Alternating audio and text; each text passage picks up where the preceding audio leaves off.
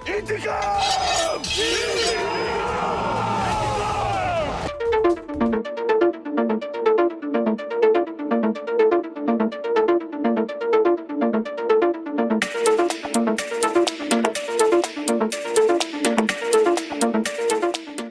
वालेकुम नाजरीन।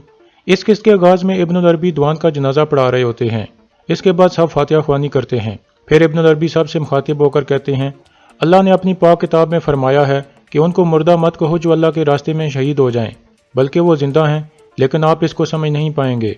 फिर इब्न अरबी कहते हैं, बेशक हम सब अल्लाह की तरफ से आए हैं और उनकी तरफ लौट कर जाएंगे। अल्लाह दुआन की शहादत को कबूल फरमाए। सब कहते हैं आमीन। इसके बाद अर्तुल दुआन की कब्र में उतरता है और दुआन की टोपी और तलवार को एक तरफ रख देता है।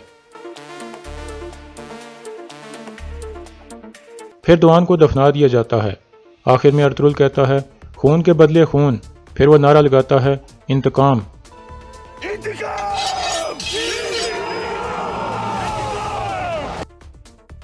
दूसरी तरफ अजार का आदमी उराल के पास कारा जैसर पहुंच जाता है और उसे बताता है कि दुआन की मौत के बाद अलियार ने अजार साहब और उनकी बेटी को गिरफ्तार कर लिया है।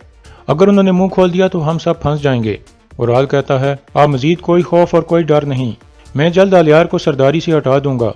तुम जाकर मेरे आदमियों को कहो कि अपनी तलवारें तैयार रखें, मैं कल तुर्क सरदारों से मुलाकात करने वाला हूँ और फिर अलियार की सरदारी का खात्मा हो जाएगा। ये सुनकर वो आदमी वापस चला जाता है। काई कबीले में अलियार कहता है, दुआन हमारा भाई था, हम उसका इंतकाम जरूर लेंगे। अर्तुल कहता है, कल हम दोबारा यहाँ मिलेंगे। हम जानते हैं कि उनके सिपाही किस रास्ते से आएंगे, हम उनको घेर लेंगे और जहन्नम में भेज देंगे। अलियार कहता है, मैं और मेरे सिपाही भी आपके साथ जाएंगे और अगर शहीद होना पड़ा तो हो जाएंगे। फिर अलियार खड़ा होकर कहता है, मुझे आपके नुकसान का बहुत अफसोस है अर्तुल साहब। फिर वो अर्तुल से गले मिलकर वहां से चला जाता है। दूसरी तरफ कुतलूजा अजार का मुंह खुलवाने की कोशिश कर रहा था। इतने में अलियार भी वहां पहुंच जाता है और पूछता है, क्या इस गद्दार ने मुंह खोला है? कुतलूजा कहता है, नहीं सरदार, यह अपनी गद्दारी छुपा रहा है। अजार कहता है, आप मासूमों का हक छीन रहे हैं अलियार साहब। अलियार कहता है, आज हमने तुम्हारी वजह से एक और बहादुर आदमी को दफन कर दिया है, लेकिन मैं मजीद एक भी शख्स को तुम्हारा निशाना नहीं बनने दूंगा। अजार कहता है, यह सब आपकी वजह से हुआ है। अब आपके पास कोई सबूत नहीं है, आप सिर्फ अर्तुल के कहने पर मुझे निशाना बना रहे हो। यह सुनकर अलियार उसे एक जोरदार मुक्का मार देता है। अजार बेहोश हो जाता है। फिर अलियार कुतलूजा को कहता है, तुम इस गद्दार का मुंह खुलवाओगे? कुतलूजा कहता है, आप परेशान ना हो, मैं जानता हूं कि यह कौन सी जुबान बोलता है। दूसरी तरफ असलान भी गुनली का मुंह खुलवाने की कोशिश कर रही थी।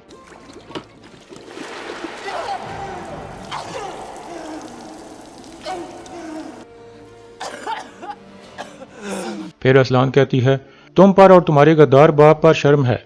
मैंने सोचा था कि तुम्हें तुम्हारे बाबा के करतूतों की सजा नहीं देनी चाहिए, लेकिन तुम भी अपने बाप जैसी हो। कुछ देर बाद गुनेली बोल पड़ती है और मान जाती है कि मुझे पता चल गया था कि दूंदार कोनिया जा रहा है और मैंने अपने बाबा को बता दिया था, लेकिन मुझे यह नहीं पता था कि उनके साथ ऐसा होगा। मुझे माफ कर दें। असलान उसे पानी में डुबोकर एक थप्पड़ मारकर गिरा देती है। इतने में अलियार भी वहां आ जाता है और पूछता है, क्या इसने मुंह खोला असलान? असलान कहती है, इसने एतराफ़ कर लिया है भाई, इसने अपने बाप को बताया था कि दूंदार कोनिया जा रहा है। अलियार कहता है, मैं इनको नहीं छोड़ूंगा, पहले हम दुआन का इंतकाम ले लें, फिर इन कमीनों की बारी होगी। अब ये किसी रहम के काबिल नहीं है। दूसरी तरफ अर्तुल कहता है, वसूलियस ने अभी तक दूंदार को किले में रखा हुआ है, वो तब तक उसे नहीं मारेगा जब तक दूंदार उसे हेलेना के बारे में नहीं बता देता। हकीम अर्तुल कहता है, दूंदार का जिस्म कब तक तशद्दुद बर्दाश्त करेगा? अर्तुल कहता है, उसे बर्दाश्त करना होगा अर्तुक भाई, उसने गलती की है, उसकी वजह से दुआन शहीद हुआ है। हकीम अर्तुल कहता है, हमें दूंदार साहब को आज़ाद कराने के लिए किले के अंदर दाखिल होना होगा, जो नामुमकिन दिखाई देता है। अब हम क्या करेंगे? अर्तुल कहता है, हम नहीं बल्कि निकाया से आने वाले सिपाही करेंगे, उनको हमारे इंतकाम से कोई नहीं बचा सकता। फिर हकीम अर्तुल कहता है, सुल्तान तक पैगाम भिजवाने वाली जिम्मेदारी अधूरी रह गई थी, अगर आप इजाज़त दें तो ये जिम्मेदारी मैं पूरी करना चाहता हूँ। अर्तुल कहता है, ठीक है अर्तुक भाई, इजाज़त है। हकीम कहता है, शुक्रिया अर्तुल साहब, मैं इंशाल्लाह कल कोनिया रवाना हो जाऊंगा। इसके बाद अगला दिन शुरू हो जाता है। कारा जैसर में वसूलियस रवाना होने के लिए तैयार था। उराल उसके पास आकर कहता है, गवर्नर साहब आप काफ़ी खुश लग रहे हैं। वसूलियस कहता है, मैं अपनी जीत की खुशी मना रहा हूँ उराल। उराल कहता है, क्या आपने दूंदार का मुंह खुलवा लिया है? वसूलियस कहता है, अभी नहीं, लेकिन मैं वापस आकर उसे बुलवा लूंगा। हेलेना भी तैयार होकर बाहर खड़ी थी। اتنے میں وہ بوڑھا تاجر وہاں پہنچ جاتا ہے اور ہیلینا کے سامنے کھڑا ہو جاتا ہے۔ ہیلینا کو یاد آ جاتا ہے کہ یہ وہی آدمی ہے جس پر وسولیس نے تشدد کیا تھا۔ ہیلینا اسے اپنے پاس بلا لیتی ہے۔ ایک سپاہی اسے روکنے کی کوشش کرتا ہے لیکن وہ اسے پیچھے ہٹا دیتی ہے۔ اورال بھی اوپر کھڑا یہ سب دیکھ رہا تھا۔ پھر ہیلینا اسے پوچھتی ہے، کیا آپ مجھ سے کچھ کہنا چاہتے ہیں؟ بوڑھا آدمی اس کے پاس آ کر آہستہ سے کہتا ہے، میں دمرل کی طرف سے سلام لایا ہوں۔ ہیلینا پوچھتی ہے، کہاں ہے وہ؟ آدمی کہتا ہے، وہ محفوظ ہے، میں نے اسے چھپایا ہوا ہے۔ ہیلینا کہتی ہے، میں آپ کی بہت شکر گزار ہوں، آپ قلعے سے نکلنے میں اس کی مدد کریں، اس کی جان خطرے میں ہے۔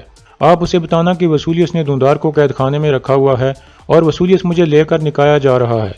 ارطغرل صاحب مجھے بچا لیں ورنہ میں اپنے آپ کو ختم کر لوں گی۔ اتنے میں اورال وہاں پہنچ جاتا ہے۔ ہیلینا کہتی ہے، اورال تم یہاں کیا کر رہے ہو؟ اورال کہتا ہے، کیا یہ آدمی آپ کو تنگ کر رہا ہے؟ ہیلینا کہتی ہے، نہیں، یہ مجھ سے مدد مانگ رہا تھا۔ پھر ہیلینا کچھ سونے کے سکے نکال کر اسے دیتی ہے اور کہتی ہے، مجھے امید ہے کہ ان سے آپ کا مسئلہ حل ہو جائے گا۔ پھر وہ آدمی وہاں سے چلا جاتا ہے۔ اس کے بعد وہ دمرل کے پاس پہنچ جاتا ہے اور اسے بتاتا ہے کہ ہیلینا سے میری بات ہو گئی ہے، وسولیس اسے لے کر نکایا جا رہا ہے۔ ہیلینا نے کہا ہے کہ وہ وسولیس سے شادی کرنے کی بجائے اپنے آپ کو ختم کر لے گی اور ارطغرل صاحب کو اسے بچانا ہوگا۔ دمرل کہتا ہے، مجھے فوراً قلعے سے نکال دو بزرگ۔ آدمی کہتا ہے، میں ابھی یہی کرنے والا ہوں، تم خاموشی سے بیٹھ جاؤ۔ پھر وہ گھوڑا گاڑی لے کر چل پڑتا ہے۔ دوسری طرف اسلحان بھی الگن روانہ ہونے کے لیے تیار تھی کیونکہ سعادت الدین نے اسے وہاں بلوایا تھا۔ اسلحان آلیار کو کہتی ہے، میں آپ کو اور اپنے قبیلے کو بہت یاد کروں گی بھائی۔ آلیار کہتا ہے، میں بھی۔ پھر آلیار اسے اپنے پاس بٹھا لیتا ہے اور کہتا ہے، ان کے درمیان کوئی جدائی نہیں ہوتی جن کے دل اکٹھے ہوں اسلحان باجی۔ آپ شادی کے بعد امیر سعادت الدین اور ان کی والدہ کی ہمیشہ عزت کرنا، اور ابھی آپ وہاں پہنچ کر امیر سعادت الدین کو اورال کے سارے کرتوتوں سے آگاہ کرنا۔ اسلحان کہتی ہے، ٹھیک ہے بھائی، میں ان کو سب بتا دوں گی۔ پھر وہ دونوں کھڑے ہو جاتے ہیں۔ اسلحان کہتی ہے، ہو سکتا ہے میں کبھی واپس نہ آؤں، مجھے اپنی دعا دیں۔ آلیار کہتا ہے، میری دعائیں تمہارے ساتھ ہیں باجی۔ پھر اسلحان اس کا ہاتھ چومتی ہے اور باہر کی طرف چل پڑتی ہے۔ دوسری طرف اورال ایک غار میں دو ترک سرداروں کے ساتھ بیٹھا ہوا تھا اور انہیں کہتا ہے، وقت آنے پر آپ دونوں ارطغرل کے مہمان بنو گے، اور جب وہ آپ کی مہمان نوازی میں مصروف ہوگا اسی دوران میں اپنے قبیلے جا کر سردار بن جاؤں گا۔ ایک سردار پوچھتا ہے، ایسا کیوں؟ اورال کہتا ہے، کیونکہ اگر آلیار اور ارطغرل دونوں قبیلے میں موجود ہوئے تو وہ مجھے روکنے کی کوشش کریں گے اور بہت سے معصوموں کا خون بہہ جائے گا، اس لیے میں یہ کام خون بہائے بغیر کرنا چاہتا ہوں۔ ایک سردار کہتا ہے، واہ اورال صاحب، آپ کو لوگوں کا کتنا خیال ہے، ہم آپ کے ساتھ ہیں، آپ کو فتح نصیب ہو۔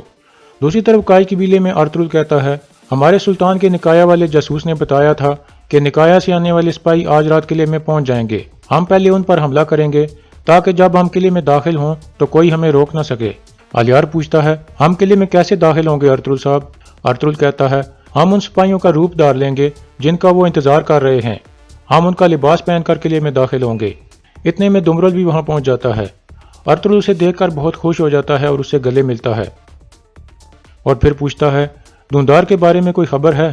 دمرل کہتا ہے، انہوں نے دوندار صاحب کو قید خانے میں رکھا ہوا ہے سردار، اور وسولیس ہیلینا کو لے کر نکایا جا رہا ہے، وہ آج روانہ ہو رہے ہیں کیونکہ ان کا شہنشاہ چاہتا ہے کہ ان دونوں کی شادی نکایا کے محل میں ہو۔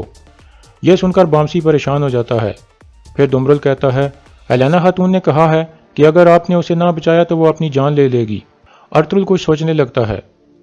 دوسری طرف وسولیس ایک کمانڈر کو کہتا ہے، اینگلوس کے آنے تک تم کارا جیسر کے تمام داخلی اور خارجی راستے بند رکھو گے، اگر ارطغرل نے کوئی بیوقوفی کرنے کی کوشش کی تو وہ اپنے بھائی کو دوبارہ نہ دیکھ پائے، سب سے پہلے دوندار کو قتل کر دینا۔ کمانڈر کہتا ہے، جیسے آپ کا حکم جناب۔ اتنے میں اندر سے ہیلینا بھی آ جاتی ہے اور وہ دونوں باہر کی طرف چل پڑتے ہیں۔ سامنے بوڑھا آدمی کھڑا تھا اور وہ ہیلینا کی طرف دیکھ کر مسکراتا ہے۔ ہیلینا سمجھ جاتی ہے کہ اس نے دمرل کو کارا جیسر سے نکال دیا ہے۔ پھر وہ دونوں گھوڑا گاڑی میں سوار ہو جاتے ہیں۔ دوسری طرف ارطغرل کہتا ہے، تو وسولیس نکایا کی طرف روانہ ہے، اس کا مطلب ہے کہ قلعے میں کوئی نہیں بچا، اس سے ہمارا کام آسان ہو جائے گا، قلعے کو تباہ کرنے کا یہ بہترین وقت ہے۔ بامسی پوچھتا ہے، بھائی ہیلینا کے بارے میں کیا خیال ہے، کیا ہم اسے جانے دیں گے؟ ارطغرل کہتا ہے، وسولیس ہیلینا کو نکایا نہیں لے جا سکے گا بامسی، جب وہ راستے میں نکایا سے آنے والے سپاہیوں کی لاشیں دیکھے گا تو وہ سمجھ جائے گا کہ ہم نے قلعے پر حملہ کر دیا ہے، پھر وہ قلعے کو بچانے کے لیے فوراً واپس مڑ جائے گا اور ہیلینا کے تحفظ کے لیے وہ اسے قلعے نہیں لے کر جائے گا، پھر تم جاؤ گے اور ہیلینا کو بچا لو گے۔ یہ سن کر بامسی خوش ہو جاتا ہے۔ پھر ارطغرل ترگت کو کہتا ہے اپنے سپاہیوں کو تیار کرو ترگت۔ یہ سن کر ترگت اور باقی سپاہی باہر نکل جاتے ہیں۔ پھر حکیم ارطغرل کہتا ہے مجھے بھی ابھی روانہ ہو جانا چاہیے سردار، پاک جنگ مبارک ہو۔ پھر حکیم ارطغرل اور الیار سے گلے مل کر کونیا کی طرف روانہ ہو جاتا ہے، اور یہاں اس قسط کا اختتام ہو جاتا ہے۔